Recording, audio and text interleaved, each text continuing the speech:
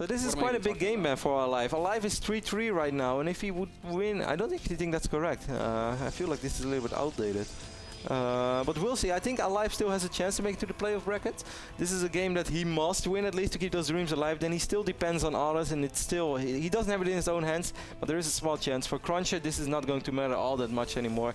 CrunCher is 1-6. He's definitely eliminated out of the league. Even if he go 2-6, we won't see CrunCher back in Season 4 of the North American Star League. But hey, he can still pick up $150, which is never a bad payday for playing a best of 3 of one. Basically a $150 show match for CrunCher. Best of 3, just has to pick up 2 quick wins, and he can take that, take it to the bank, Kev. Very quick scout here by CrunCher, man. We see him going for the 9th scout on here on Antigua. It's forced cross position, and he knows that if he scouts straight away, he can definitely get that probe into the main base. Maybe he wants to see if aLive is going to open up with gas or not, and if he doesn't see gas, he might go, well, I want to say Nexus first, but Ben, I am completely wrong, since he did drop that gate just a little bit later than normal. Yeah, it'll be, looks like 1 Rax expand against 1 gate expand, although this SCV... Oh, aLive. What? aLive? aLive. aLive. You know, I wasn't going to say it, but now I have to say it. He's done this in like every game he's played in the last 3 weeks. It wasn't really... That was Rain, though. No, aLive too. Yeah, aLive did it a few times, but Rain was worse. But hey, it's not super. It's not 11-11, Ben. Let's look at the bright side. CrunCher. Ooh, do you think he's... Oh, God. Wow. Wow. That's brutal. So CrunCher not going to get this scout off, and but I don't think this is necessarily a death loss. Not at all. These Rexes are very far away. Antigua is a relatively big map. If CrunCher did his homework, and I would have done my homework, Ben, if I play a single best of 3 for $150, then you know that this is a possibility. He could have scouted a bit better, but even when he doesn't scout the Rex straight away, perhaps it still plays in the back of his mind. If he's prepared, then he might be able to deal with this properly, and then I don't think it's going to be all that bad. Yeah, and I mean, CrunCher's gone Cybercore before Nexus, so he's even going to be able to make a couple of Stalkers before he has to worry. Yeah, he didn't make a single Zealot yet, though. I'm a little bit worried about that, but he's going to Chrome Boost out his first Stalker. CrunCher might actually just want to 4-gate Ben, even though it would be... Yeah, he's going to drop a second Assimilator, so it feels like CrunCher... Like fake, man. He's dropped it as soon as he saw the SCV. Yeah, but why would he want to fake? Maybe he wants to go Blink Stalker all in, or maybe even Void Race. Who knows? Yeah. We'll see. I really thought he was going to expand, but it's looking less and less likely as he's spending all of his money and he's continuing to chrono boost these Stalkers. What I kind of wonder is why he would like to, if he wants to, he's not using it as simulator, so maybe you were right. What I kind of wonder about Ben is if he wants to 4-gate, why did he drop a 14 or 15 gate and not a quicker gate? I have no idea. So it's definitely not like a low eco 4K. As you can see, he's already at 23 workers. You have to be careful with that Stalker CrunCher, and he is careful. He took a few hits too many, but at least he saw the amount of Marines. And aLive realizes that this is something that he can't go all in against.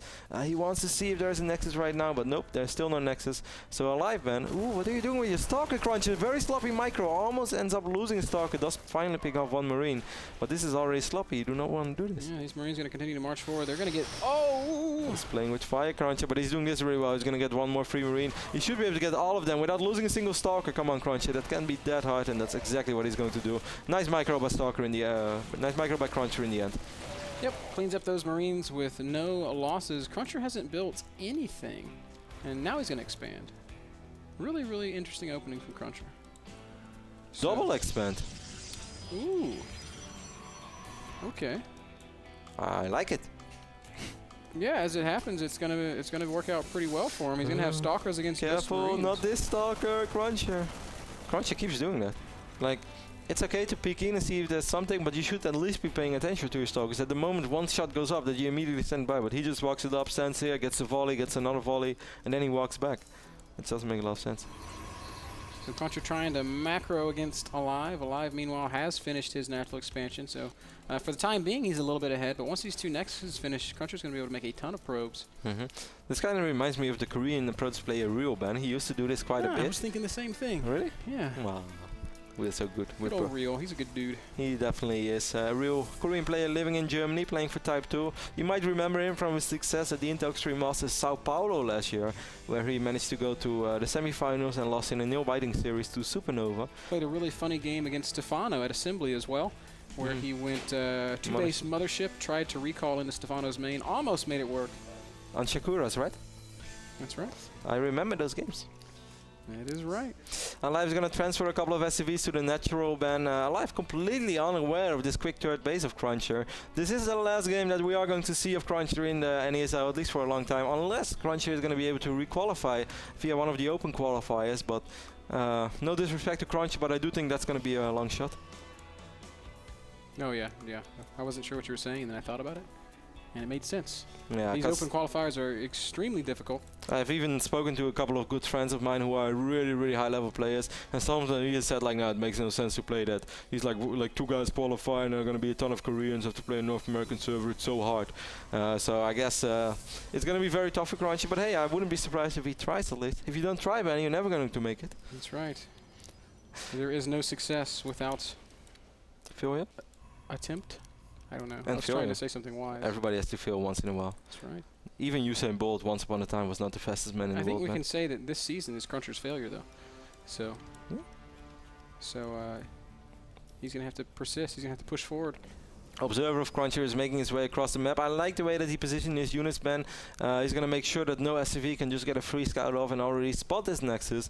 aLive is still completely unaware of this, but he's producing a ton of bio units from these 4 Rexes. We see Stim is almost ready. Combat shield more than halfway done. CrunCher can hold this, no doubt, Ben, but he's going to need some good force fields, and he needs to see this coming.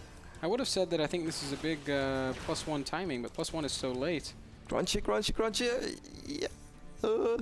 Only spots half the army, and now he's going to spot the rest of the army, so he knows what's coming. If CrunCher survives this ban, he's going to be in excellent shape. He's going to be more than just fine. Yeah, if he kills this army, I think he could potentially just walk across the map and win the game, but this is still going to be a tough hold. It's a lot of Marine Marauder. Yeah, he's going to need good force fields. Oh, you can just force field this little army up. That would be definitely worth CrunCher. Go for it. Yeah. No force fields today. Wants to wait until the rest of everything's here and everything is here. It's a tough position to fight from. Yeah. Just one more weapon. He's going to wipe in a couple of zealots from the side. Stimpack activated. Cut him off, and that's an okay force field, but a lot of units on the other side. Yeah, beautiful, I think. That was, well, actually a lot of units still squeezed through. So far this is going very well for aLive. This stim push doing some heavy damage. CrunCher forced to retreat back up into the natural, but up the ramp of his third base. And aLive still going to push forward, and with all these Marauders, these Stalkers are going to fall very quickly. Most of those force fields worked against CrunCher, actually. For a moment I thought that he was finally going to be able to trap those prior units, but then still a lot of those units managed to squeeze out via the right side, and only 2 or 3 zealots at a time were able to fight this bio army. It seems like CrunCher is going to fall to this first very simple push of aLive, which I really think that CrunCher could have defended. There is great depth and simplicity, Kev. And with this push, aLive takes out the third base of CrunCher. This push is pretty simple. You know, that's the slogan of Philips. It's like sense through simplicity or something like that. They used to have like Philips, let's make things better or something like that. And then they changed it somewhere in the 90s. And I was really sad because as a little boy I was a big fan of this slogan. Let's make things better. Yeah. And then it went something with simplicity. I kind of forgot what it was. Like the boombox manufacturer? Yeah, they make everything, man. They make TVs, stereos, lights.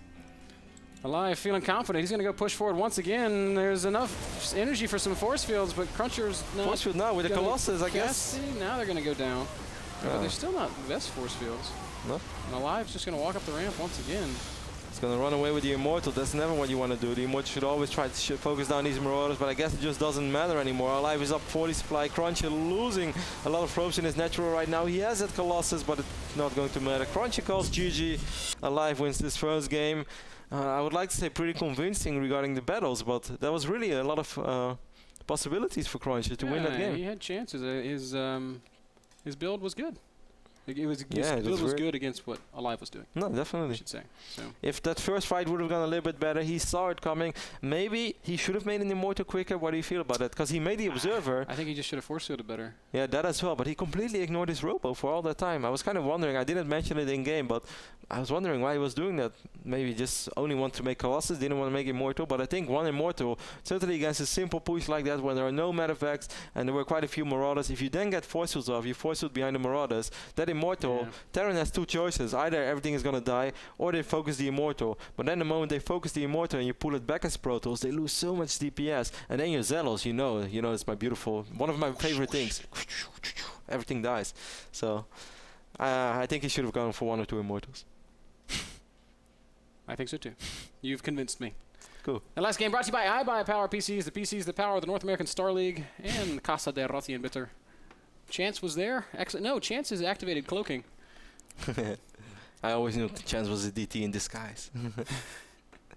Short commercial break, and then we're back with Game 2, aLive versus CrunCher.